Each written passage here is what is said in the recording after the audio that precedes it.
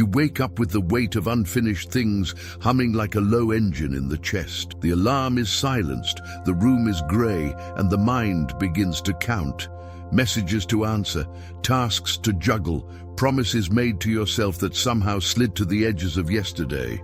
The body is present, but attention is scattered like light through broken glass, touching everything and warming nothing. You tell yourself you'll catch up. You tell yourself you'll find a second wind. And yet some quiet voice, older than your habits and wiser than your fear, whispers that catching up is not the same as moving on purpose. You hear it. You feel it.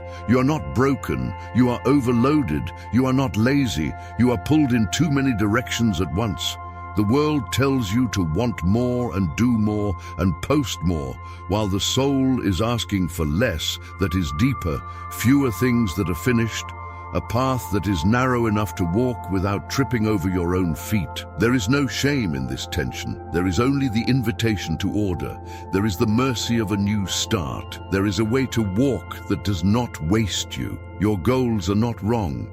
Your system is, and systems can be rebuilt. Picture a doorway, not a grand entrance, but a simple threshold to a simple room. Inside, the noise is muffled. On one wall hangs a line, straight and unmoving, the kind a builder uses to test what is true. On the table sits an old ledger with clean, empty columns. In one corner, a small metronome clicks, steady and patient, making no demands except presence.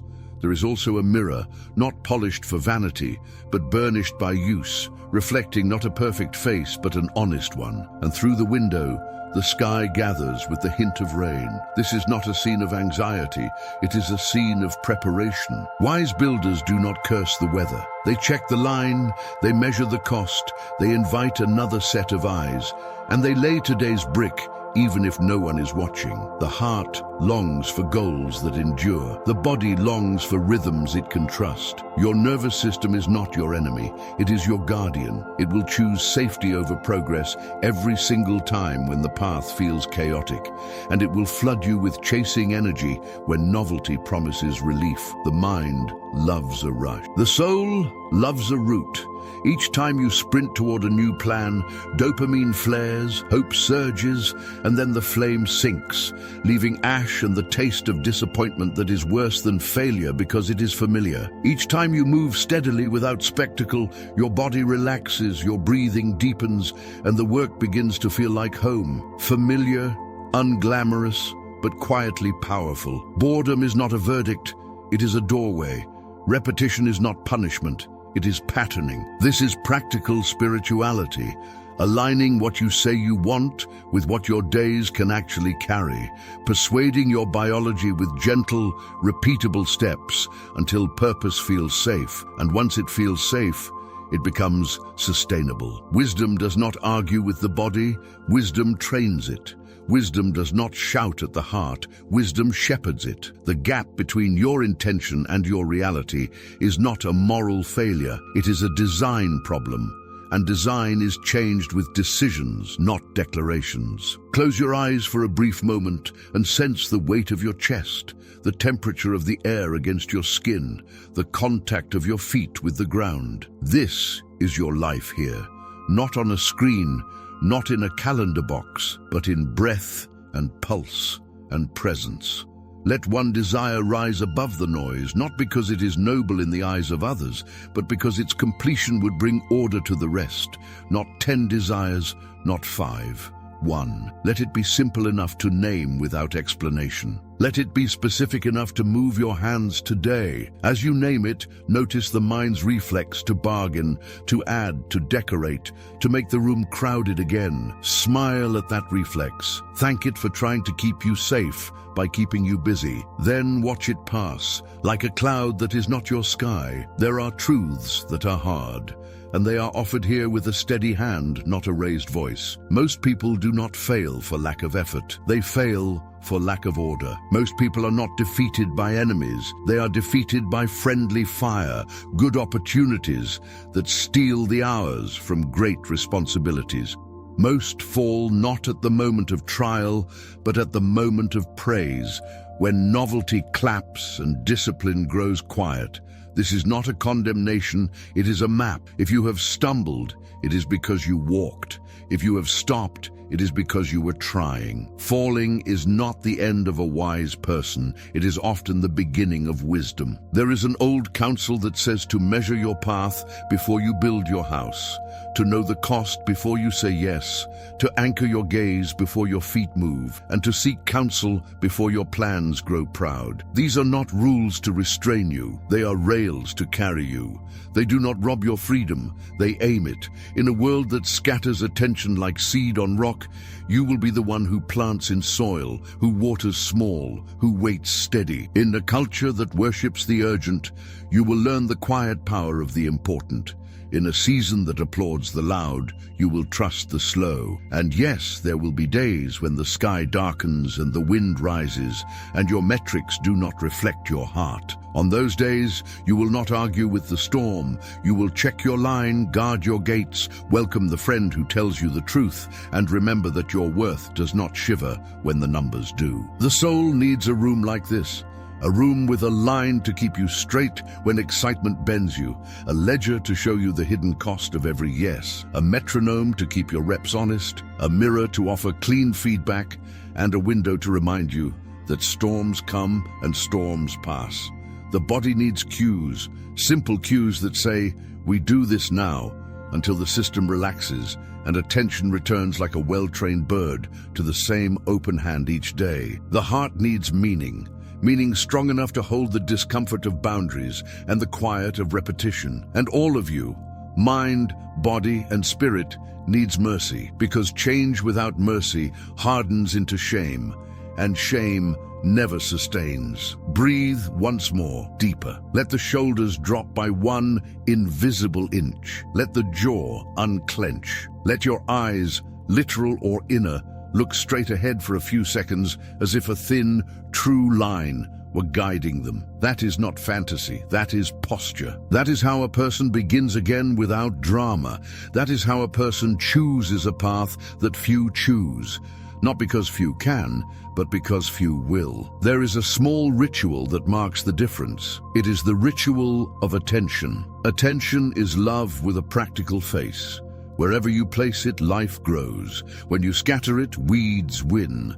When you narrow it, gardens rise. You have given your attention away to many things that did not earn it. Not because you are weak, but because you are human, and the world is loud.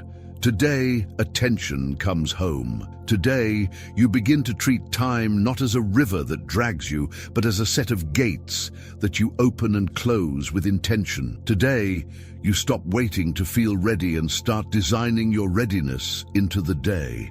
No fanfare, no announcement, just a clean choice. You are not chasing hacks. You are tuning an instrument. You are not hunting motivation. You are building momentum. You are not stacking more on the plate. You are clearing space at the center, and in that space, a different kind of strength grows.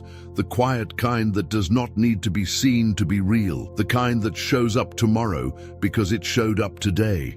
The kind that most people admire and almost no one practices. The kind that turns goals from distant posters into work you can touch with your hands. Stay with the breath. Keep the room simple. Keep the line in sight. The door is open. Step through. There comes a moment when the mind stops racing long enough to feel the tug of a single direction. It is not loud. It is not dramatic. It is simple. Like a line drawn through quiet air. In that stillness, a truth emerges that feels both humbling and relieving. Scattered effort exhausts even the strongest spirit. Too many good intentions pull at the seams until the day unravels. It does not mean there is something wrong with you. It means the path is crowded. It means the light is diffused. It means the river has spilled its banks and lost its current. And then another truth rises, steady as a pulse. When attention narrows, strength multiplies. When the gaze holds steady, the feet learn where to go. Picture a work table with nothing on it but paper and a pen. The room is unadorned. The hum of the world is somewhere outside the window, softened by distance. At the center, a thin cord drops from a beam and hangs without wavering. The eye goes to it again and again. Surprised by its quiet authority, everything in the room is measured by that calm line. It is strange how the presence of one straight thing makes crookedness obvious. It is strange how a single aim can make 100 lesser urges fall silent, not by force, but by comparison. The body relaxes as choices simplify. The breath steadies when the day knows where to begin. There is a common ache hidden in many lives. Overwhelm masquerades as ambition, and busyness is praised as proof of worth. Yet beneath the applause lives a fatigue that does not sleep off. The heart knows it. The nervous system knows it. When everything matters, nothing can be carried with love. When everything is urgent, meaning becomes thin. It is tempting to hold more and more, as if juggling were the same as progress. It is tempting to believe that breadth guarantees growth. The deeper wisdom says otherwise. Those who guard the center release what dilutes it. Those who protect the path allow the edges to be unfinished. It sounds severe until the relief arrives.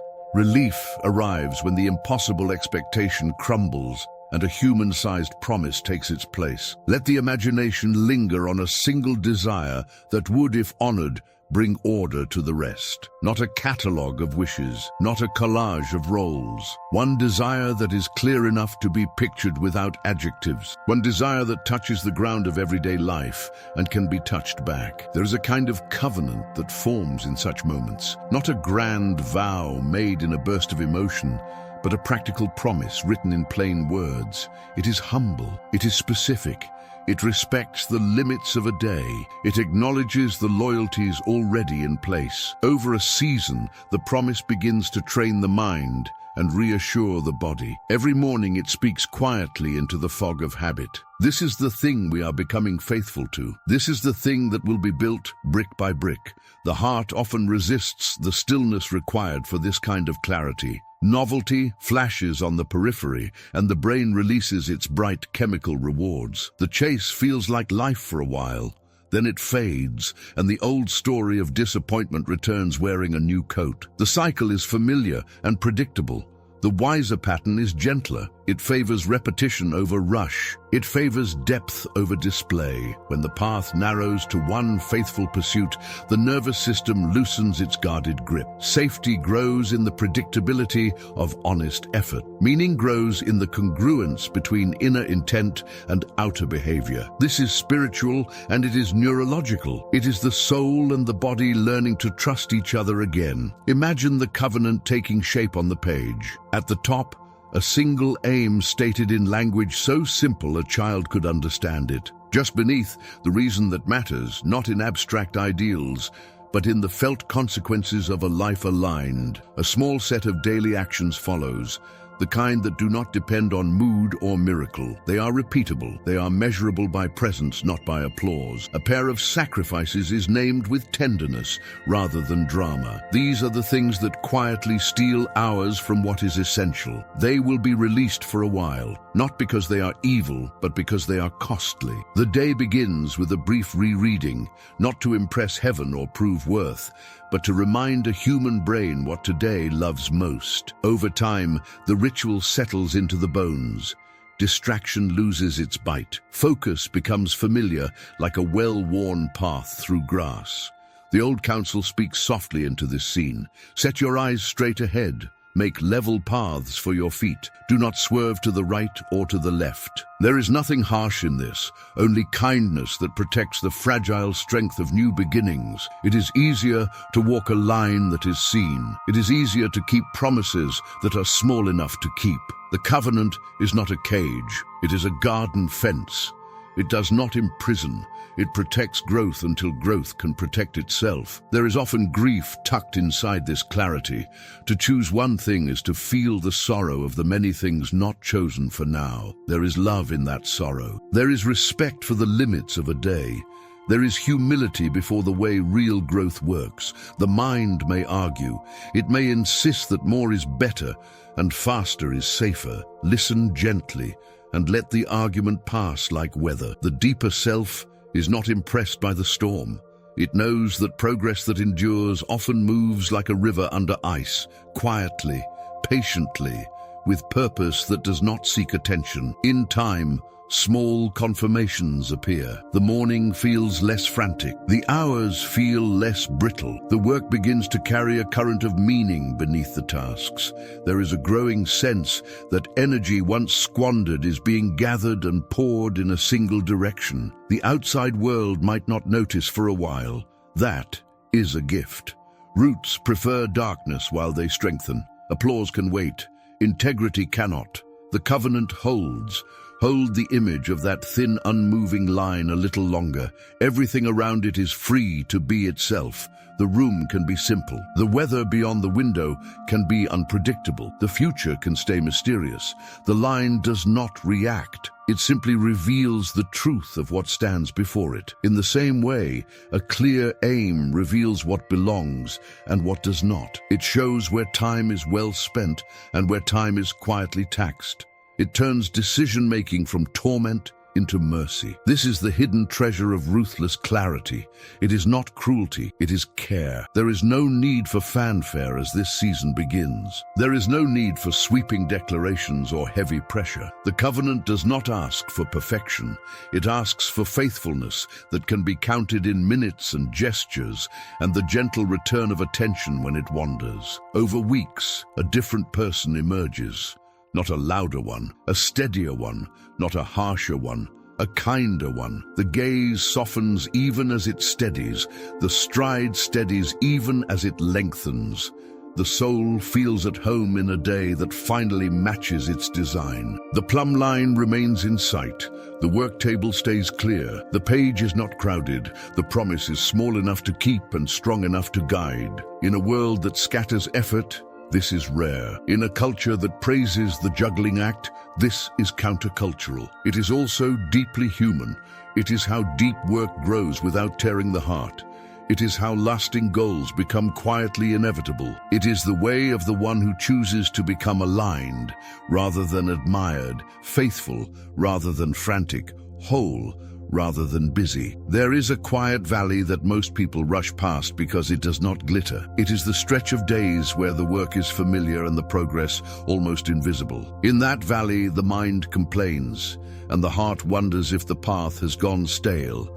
Yet something deeper knows, this is the forge. Heat without spectacle, rhythm without applause. The body settles into a pace that the soul can bless, and the work begins to bind itself to memory. This is sacred boredom, not empty, not lifeless. Sacred because it becomes the doorway where potential turns into pattern and pattern turns into strength. Motivation loves the sunrise and the surprise. It loves beginnings and bright ideas. It surges like a spark, then fades when the wood is damp. Repetition is different. Repetition is the steady flame that dries the wood and keeps the room warm long after the spark has fallen to ash. The nervous system relaxes when the day carries a familiar shape. Cortisol eases, breathing deepens, the heart stops bracing for a chase it cannot win. In that softened state, attention returns home, and with it, the power to give the same gesture again and again until it becomes a living groove. There is a myth that boredom is a sign of the wrong direction. The wiser truth is kinder and firmer. Boredom often arrives at the exact border where skill is about to mature. The brain, hungry for novelty, tries to bargain. Try something fresh. Change the plan. Look over there. Underneath the bargaining is a simple chemistry lesson. Novelty spikes a fast pleasure. Repetition grows quiet strength. Myelin thickens along the signal paths that are used. Movements smooth, decisions quicken. What felt clumsy becomes graceful because the body now recognizes the road. Progress hides inside these ordinary passes. It hides so well that many turn back just before the fruit becomes visible. Imagine a plain calendar hanging on a wall that no one else sees. No slogans, no bright colors, just a grid of days that receives small proof that the work was touched. Not heroic proof, not a dramatic finish, a mark that says the hand met the task and the heart stayed for a modest stretch. There is a phrase for this that carries a strange power. No 0 days. Not a single day left empty of contact with what matters. The mark is not for judgment. The mark is for momentum. The mark tells the story of a path that refuses to break. Over time, the marks look like footsteps across a field. Across the weeks, a trail appears where there used to be tall grass and good intentions. Deliberate practice is not glamorous to witness, and that is its mercy. Without the pressure to perform, the attention can rest on the stitch in the fabric that used to snag. A pianist lingers on a bar until the hand knows it without the eyes. A founder repeats a simple call until voice and presence sound like confidence, even when the answer is no. A writer moves the same sentence around the page until it breathes. The habit is not about hours counted. The habit is about presence applied with care. The body learns that this steady application is safe. The soul learns that this quiet obedience is meaningful. Together they begin to trust the day. There is old counsel that speaks gently to this season. The plans of the diligent lead to profit, not the frantic, not the showy. The diligent. The word carries the scent of fields tended and tools put away clean. It carries the rhythm of people who meet their craft the way friends meet a table. There is companionship in repetition when it is held with love. The work becomes less of a battle and more of a conversation. The craft speaks. The learner listens. The learner speaks back. Over time, the voices braid into something that cannot be faked. The mind will still try to wander. It will throw mirrors of comparison and memories of failure across your path. It will point to the excitement others seem to enjoy and whisper that you are missing out. Sacred boredom answers with a different promise. What you are building is not fragile. What you are building will outlast moods and seasons because it lives in your bones now. You can feel it in the steadiness of your breath when you begin. You can feel it in the way your shoulders lower as your hands find their rhythm. You can feel it in the quiet satisfaction that arrives at the end of a simple block of effort when the room has changed by a hair and you have changed by a hair with it. There is a creature that embodies this wisdom better than any speech. The small ant carries more than it seems able to carry. It moves along the same path to the same store of grain without fanfare. One grain at a time does not sound like progress until the fortress is full. The ant does not argue with the distance. The ant does not wait for perfect weather. The ant respects the load and the path and the season, and by that respect, it survives the winter with ease. Sacred boredom is the ant's road inside a human life. Small, steady loads. A path that is memorized. A strength that does not boast. The culture of display will not celebrate this season while you are in it. The culture of display is tuned to immediate proofs and noisy milestones. Yet when the storm season comes, the quiet houses stand. The foundation poured in plain days does not move when the wind rises. The frame held square by patience does not groan when the rain tests every joint. Repetition gives this hidden gift, the gift of structures that do not panic, the gift of confidence that does not need to be loud. There can be tenderness for the self in this valley. It is human to crave excitement. It is human to want recognition. It is human to look for shortcuts when the climb is long. Sacred boredom makes room for that humanity without surrendering its path. It speaks to the child in the grown body and says that safety and meaning are here in these simple returns. It speaks to the elder inside the young heart and says that wisdom favors the long road that can be walked every day of a real life. At some point, the rhythm becomes identity. Not a costume worn for a season, but a way of being that travels with you. You wake, and the day already knows your name. The first gestures happen almost by themselves. The calendar receives its mark. The craft receives its attention. The mind settles into the comfort of a familiar depth, and the hours move with a quiet hum. This is not the dullness of resignation. This is the music of reliability. People trust what you build because they can trust the way you build it. The valley of sacred boredom does not last forever in the same form. After a while, the skill changes level and the view opens. Then there is another valley where another layer of strength will grow. The journey alternates between horizons and fields, between inspiration and repetition. Both are holy when they are held with wisdom. Both are fruitful when they are guided by a clear aim and protected by kind boundaries. There is a softness in closing the day with the smallest of acknowledgements. The work was touched, the path remains, the flame is steady, the ant has carried one more grain. The plans of the diligent continue their quiet work while you sleep. In that knowledge, the body yields to rest more easily. The mind loosens its grip on unfinished edges. The heart remembers that growth is not a spectacle. Growth is fidelity to the next honest rep, given with care, repeated until the fortress fills and the winter cannot frighten you anymore. There is a price most people never see because it hides inside the word yes. It is the hour that will not return. It is the energy that will not stretch. It is the attention broken into pieces so small that even love cannot gather them. Busyness smiles and says you are important. Exhaustion whispers that you are being emptied. Somewhere between the smile and the whisper, a reckoning waits for anyone brave enough to open it. Imagine time as a quiet marketplace where every choice is a coin. Some coins buy bread and warmth. Some buy trinkets that glitter for a moment and then fill a drawer. Some are taxed without warning. Each yes carries a silent surcharge that is paid in future hours. The body feels it first. Shoulders tighten. Sleep thins. The breath turns shallow as the mind tries to serve too many masters at once. The cost is not only minutes, the cost is depth. Without depth, even good work becomes thin. When the calendar swells beyond your true capacity, the nervous system reads danger. Focus fragments. The day becomes a series of tiny escapes. The brain hunts novelty because it promises relief. Underneath the hunt is fear.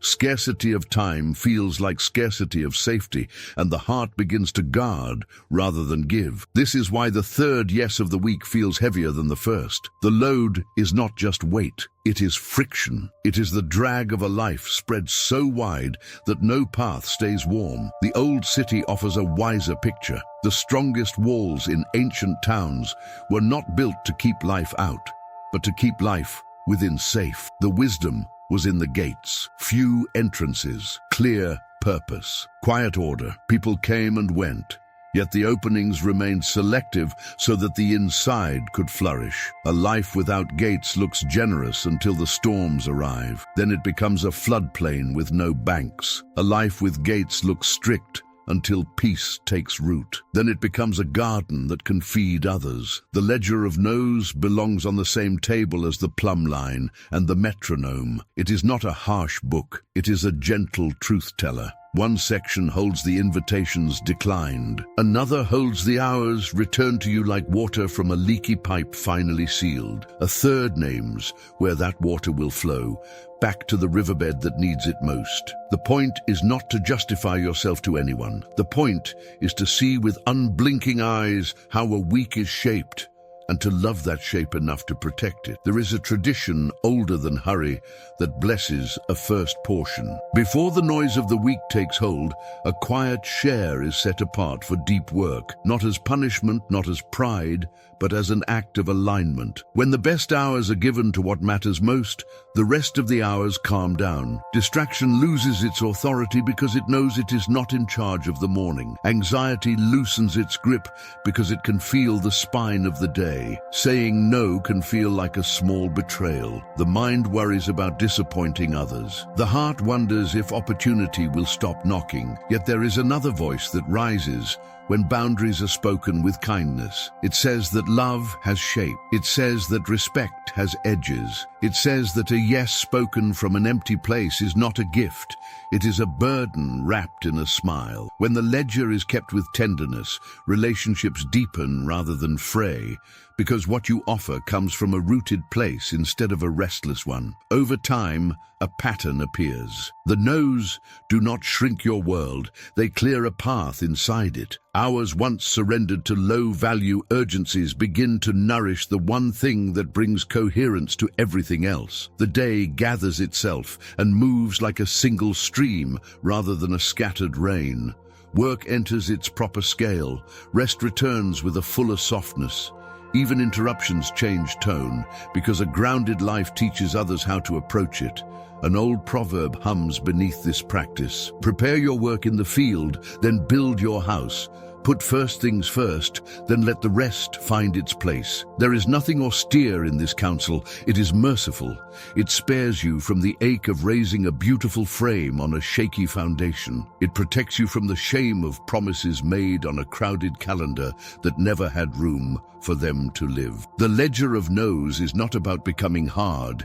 It is about becoming clear. It does not celebrate refusal. It celebrates integrity. It is the quiet friend that asks whether this yes serves your true center or steals from it. It is the clear gate that keeps the city alive when the roads are busy. It is the calm in the voice that answers an invitation with gratitude and a gentle boundary. And here is the tender secret. Each honest no becomes a deeper yes. A yes to work that carries meaning. A yes to people who receive a whole presence. A yes to health that makes ambition humane. A yes to a life that can be lived today, rather than promised to a later season that never arrives. Through this accounting, time stops being an enemy to outrun and becomes a trust to steward. The calendar turns from a wall of demands into a map that leads you home. There is a soft place in the heart that longs to be affirmed, and there is a deeper place that longs to be made true. Praise soothes the surface. Truth strengthens the structure. The difference matters when goals begin to press against limitations that compliments cannot move. A person can live for years inside an echo, surrounded by kind voices that mirror back the image they already hold of themselves. It feels safe. It feels warm, yet the edges stay untested, and untested edges crack at the first hard weather. Somewhere within, a wiser self begins to crave a different kindness, the kind that risks discomfort to rescue the future. Picture a room with a single mirror made of polished bronze. It does not flatter, it does not distort. It reflects with a faint grain left by the artisan who burnished it. You can see the subtle abrasions in the surface, and you can see yourself more honestly because of them. This is how real counsel feels when it is given with love. It carries the texture of another life that has known storms. It carries the patience of someone who wants your house to stand long after the applause fades. Support is not agreement. Agreement is often easy, especially when the stakes are low and the eyes of others are watching. Support is a rarer companion. It walks beside you into the part of the plan where risk accumulates and asks the question that silence is afraid to ask. The social brain resists this because disagreement can feel like danger. Rejection and exclusion fire the same pathways as physical pain. The body tenses, the mouth defends, the mind prepares a case. When counsel is healthy, another chemistry takes the lead. Tone softens, pace slows, curiosity returns. The nervous system learns that this is not a courtroom, this is a workshop. The goal is not victory, the goal is strength. There is a quiet pattern among people whose work endures. They invite friction before the world delivers the full blow. They welcome a necessary sting so that public failure does not become the teacher. The wounds of a friend are honest. They prevent the deeper harm that arrives when reality has not been faced in time. In this light, dissent becomes a gift wrapped in grace. It is not a personal attack. It is a protective force that keeps the dream from floating beyond the reach of sturdy timber. A small counsel helps carry this wisdom from idea into structure. A trusted peer brings shared ground and the courage of someone who understands the terrain. A skeptic offers the precise sandpaper that reveals hidden splinters. A mentor holds a longer horizon, and can tell the difference between a bend in the road and a cliff. Their voices do not merge into one. They create a triangulation that steadies direction. In their presence, the plan is asked to show its weak joints and its strongest beam. A handful of flaws is not an indictment. It is a map to the work that will raise the roof without collapse. A single leverage point can change the scale of the effort, turning push into glide where the design was waiting for a simple shift. Conversations like these are most fruitful when they carry a rhythm, not a crisis meeting, not a hurried exchange between errands, a standing moment on the calendar where honesty is expected and tenderness is assumed. The craft is placed on the table, the person is not. The questions cut through fog without cutting the hands that offer the work. The tone remains grounded in shared purpose. The pauses are generous enough to let truth catch up with pride. You know the conversation is right when you leave a little bruised and greatly relieved. Relief comes from knowing the fault line has been named while there is still time to brace it. Plans often fail because they were loved in isolation. Vision grows bright inside one mind and loses contact with the frictions that reality gives every living thing. Many advisors do not dilute a plan. They temper it. They allow fire and water, heat and cool, critique and encouragement to alternate until the metal holds an edge that will not shatter. This is not bureaucracy. This is craftsmanship applied to thinking. The product is clarity that is both sharp and safe to wield. It is natural to fear that inviting hard questions will shrink the soul. In practice, the opposite occurs. The self becomes larger because it can hold more truth without cracking. Identity is not tied to being right. Identity is tied to being faithful to what is right as it becomes clearer. A quiet humility begins to replace the old need to appear certain. That humility changes the chemistry of the room. Others relax. Bravery becomes contagious. The work improves because the people have stopped performing and started building together. The polished mirror returns as a symbol because its beauty lives in the way it was made. The artisan heated the bronze, hammered it, heated it again, then rubbed it with powders until the surface learned to tell the truth. Without the cycles of shaping and smoothing, it would reflect confusion. With them, it becomes a tool for seeing. Counsel functions the same way. Hammer and polish, heat and cool. The pattern can feel endless until one day you recognize a steadier face looking back at you, not a flawless face, an honest one, honest enough to lead. There are seasons when the counsel hurts more than usual, when the stakes feel personal, when the timeline is tight, when the effort has already cost much. In those seasons, anchor in the knowledge that this path is an act of care, not a spectacle of criticism. The people who risk telling you what you need to hear are offering their courage on your behalf. Honor meets them halfway when defensiveness lowers for long enough to let their care land. No one loses face in such a room. Everyone gains a measure of reality that makes the next decision cleaner. You can sense the difference in the body when counsel is working. Breath becomes available again. The jaw loosens. The shoulders stop auditioning for the weight of the world. The next step emerges from the fog with the kind of simplicity that comes only after complexity has been faced. This is spiritual because it honors truth. This is practical because it avoids waste. This is emotional neuroscience because it trains the fear centers to interpret disagreement as information rather than threat. Over time, adversarial counsel creates a culture around you. People bring their best questions because they know they will be received without punishment. People bring their best ideas because they know those ideas will be tested with care. The entire field rises.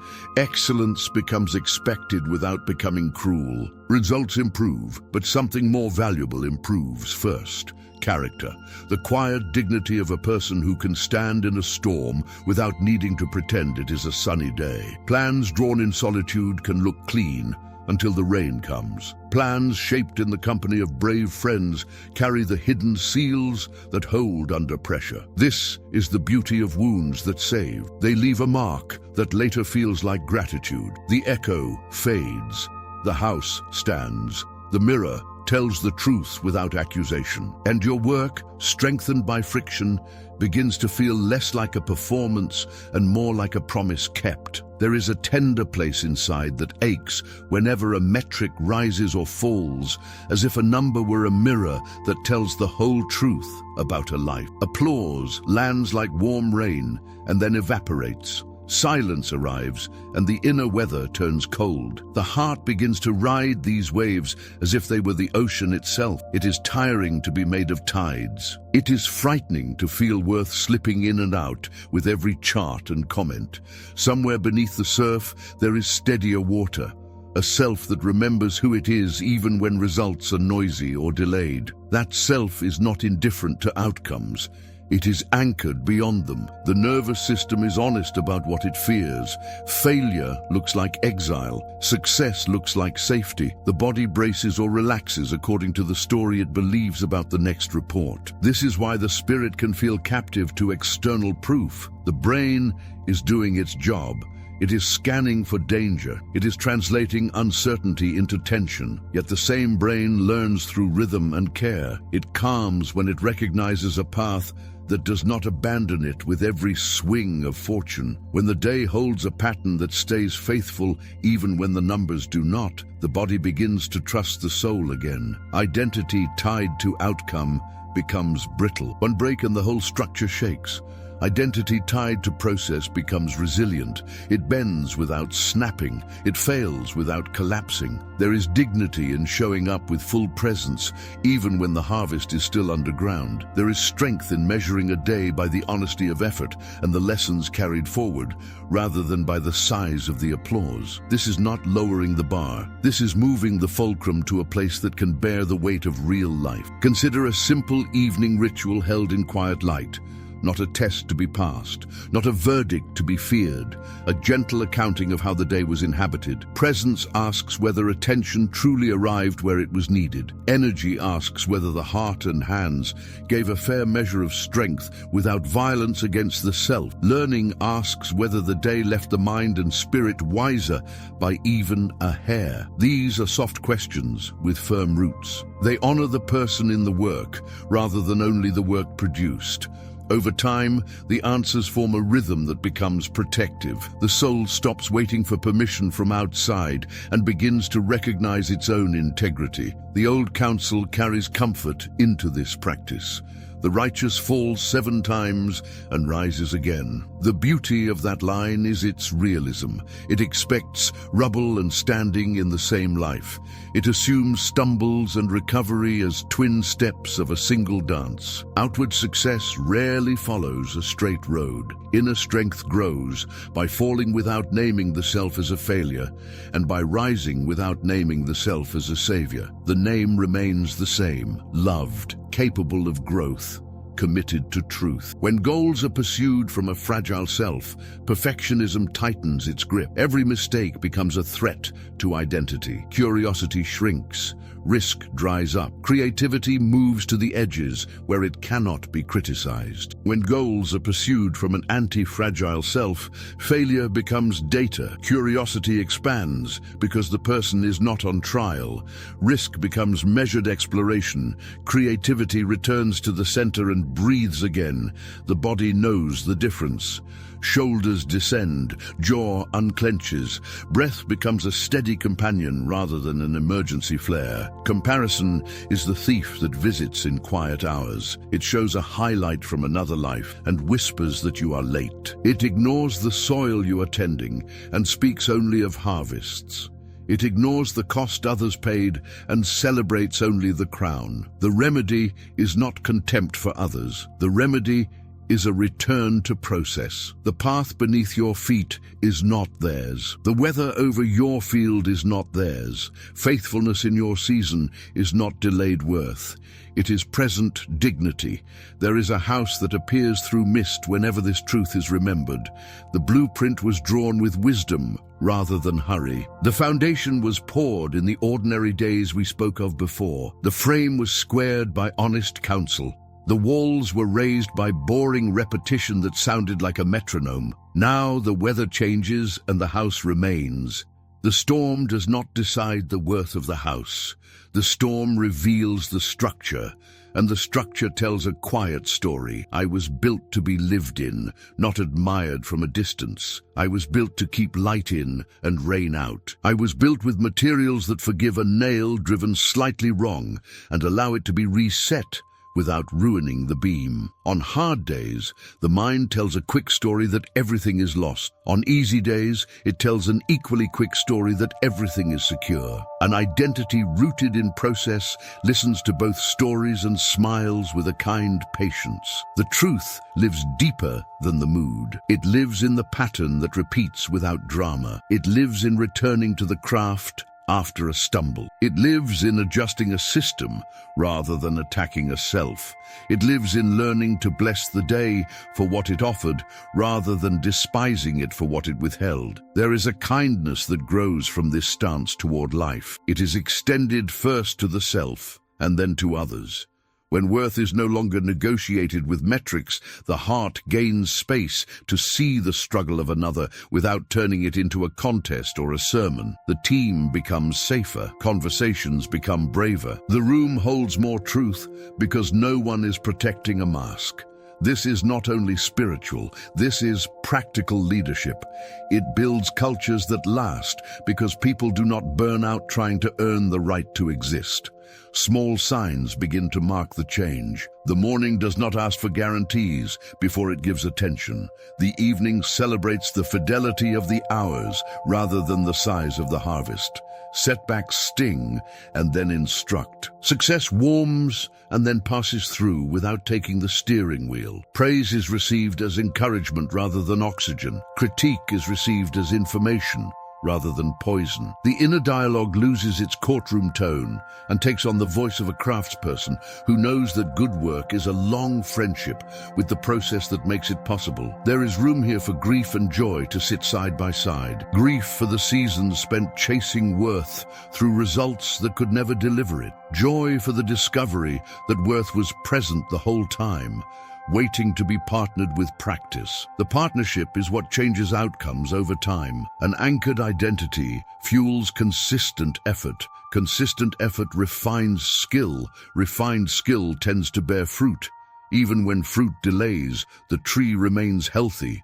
Even when a harvest fails, the roots deepen. Anti-fragile identity is not a slogan. It is a way of being that can walk through storms without making vows to the wind. It is the steady hand that returns to the task with humility and hope. It is the quiet resilience that carries yesterday's lesson into today's pattern and watches as the soul grows strong enough to hold both failure and success without forgetting its name. The house stands. The rain comes and goes. Inside there is a table where the craft meets the person with the tender respect of old friends. And in that room, efforts begin to feel less like a trial and more like a life being faithfully lived. Across the seasons, there is a thread that binds all true progress, a straight aim that quiets the noise, a rhythm of small, faithful acts that feel plain while they are creating foundations, a guarded life that spends its strength on what matters,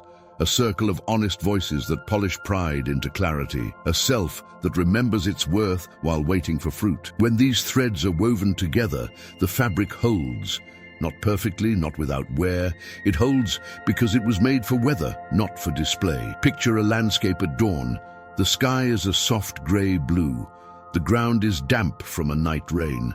In the distance, a line hangs from a beam where a wall will rise still and true against the drift of morning air. Along a narrow path, tiny shapes move with their quiet freight, grain by grain, leaving faint tracks that only patience can see. Near the path, a simple gate stands between field and dwelling, open just enough for the day's real work to pass. Inside the dwelling, a mirror of bronze rests on a table, its surface bearing the marks of many careful hands, ready to reflect what is, not what is wished. Beyond the table, the frame of a house stands waiting, joints tight, corners square, wood seasoned by time. The scene is unremarkable to hurried eyes. To the eyes that have learned to love small faithfulness, it is rich as a prayer. The story that follows is quiet by design. Two builders live in the same valley. They breathe the same wind, wake to the same light, and glance up at the same clouds when the air changes. Both desire a home that can hold love and work and rest. Both speak with warmth about their plans. Both are talented and hopeful. Their days begin alike, and then their paths slowly part. The first finds energy in variety. New tools feel like progress. New decorations give a sense of motion. The wall is measured by opinion rather than by line. The hours bend around invitations that appear generous and end scattered. Mirrors are chosen for shine. Counsel is selected for comfort. When doubts rise, they are soothed by noise. When fatigue speaks, it is hushed by promise. The house does not look weak. It looks alive with possibilities. The valley admires how quickly it took shape. The second finds energy in rhythm. The line is consulted before the hand moves. The same simple rep returns until the skill sits down and stays. The gate keeps the day narrow and kind. A friend's rough truth is welcomed as a gift that may pinch for a moment and then spare a larger hurt. The mirror shows more than the face. It shows the posture, the lean of the shoulders, the tilt of the plan. When doubts rise, they are walked with, not chased away. When fatigue speaks, it is listened to as information from a faithful body. The house does not look impressive. It looks steady. The valley does not notice at first because steadiness is a quiet color. Time turns as it always does. A warm season passes. The soil dries and cracks and then drinks deep again. On an afternoon with a yellow light heavy on the hills, the clouds gather with the particular look that farmers know. The air cools without a breeze. The birds retreat. Somewhere far off, thunder speaks in a voice that sounds like memory. No one caused the weather. No one can negotiate with it. Storms are not punishment. Storms are part of a living world. They are opportunities to meet reality with what has been built in plain days. The rain arrives with a purpose. It does not ask for permission. It tests everything it touches. On the first house, the canvas awnings flap like flags. The frame flexes a little more than it should. In the rooms, there are lovely things that are not anchored. The builder moves quickly, rearranging, shoring, adjusting decorative weight. The effort is sincere. The heart is brave. Still, the water finds the seams because that is what water does. It looks for truth. On the second house, the sound of rain is different. It is the same rain, but the room hears it as music over work that is finished for the day. The gate is closed to what does not belong inside. The mirror shows a face that has known earlier storms and does not pretend to enjoy them, only to respect them. The line on the wall needed earlier when hands were learning now hangs mostly as a witness. The house does not resist the wind. It expects the wind and gives it no leverage. The joints hold because they were meant to hold. Nothing heroic happens. Nothing dramatic is needed. The storm passes by doing what storms do, which is moving on. Neither builder is judged by the weather. The test is not moral. It is structural. What endures is not pride. What endures is the quiet collection of choices that seemed too small to matter while they were being made. The line that kept the wall honest when no one was watching. The steady antwork that filled the storehouses grain by grain. The measured gate that allowed life to flourish inside rather than everywhere at once. The friendship that applied careful pressure before the world applied careless pressure. The dignity that tied worth to presence and learning, so that fear could not negotiate away the day. From a distance, the valley looks unchanged. Up close, the difference is obvious. One house needs repair in places that are hard to reach because they are under what is lovely to look at. The other needs attention in places that are easy to reach because they were designed to be tended. Both houses will require care. All houses do. One will accumulate hidden debts each season. The other will store quiet credits. Over years, the paths part further, and the reason is not mystery. The reason is the way small wisdoms become large safeties. The old lines of wisdom fit this scene like weathered tools in a hand. Let the gaze be steady so the steps may find a level way. Let diligence carry plans to their harvest. Let the gates of life be few and purposeful. Let counsel be many and brave. Let worth stand in the center where storms cannot reach. These are not orders. They are descriptions of how reality tends to bless the patient heart. There is a way that the body remembers such stories. The chest loosens by a breath. The jaw rests a little higher in its hinge. The eyes soften their scanning and begin to look rather than search. In that ease, a deeper seeing returns. You can sense the places in your life that already carry this wisdom. You can sense the places that would welcome more of it without shame. The soul knows its own design. It recognizes the textures that help it stay whole. When the sky clears, as it always does, the valley smells of rain and leaves and earth. The builder in the repaired house steps outside with a tired gratitude that the day is over. The builder in the steady house steps outside with a quiet gratitude that the design worked again. Both feel the wind cool their faces. Both watch a ribbon of pale light return to the edge of the cloud. Both hear the evening birds begin again. The difference is not in love or hope. The difference is in the way ordinary days were spent long before the thunder. If there is a message hidden in this story, it is a simple one spoken without pressure. Rare results come from ordinary faithfulness arranged with wisdom. Rare peace comes from ordinary boundaries held with kindness. Rare resilience comes from ordinary truth told in safe rooms. Rare joy comes from ordinary presence given to the task regardless of applause. None of this removes the mystery from life. It simply prepares a place where mystery can visit without breaking the furniture. The house that stands is not famous for standing. It is known among those who rest within it and among those who enter from the rain to share a meal. Its fame is the warmth of rooms that welcome human weakness and human strength with the same respect. Its treasure is the knowledge that storms are neither feared nor worshipped here. They are weather. They come, they go. The house remains and is tended with love. When night falls, the bronze mirror grows dim and the plumb line becomes a slender shadow. The little path is quiet. The gate is secure. Inside, breaths find a slow tempo. Dreams gather like soft visitors. Somewhere in the dark, the frame whispers its promise to itself, built with wisdom, kept with care, ready for whatever sky the morning brings.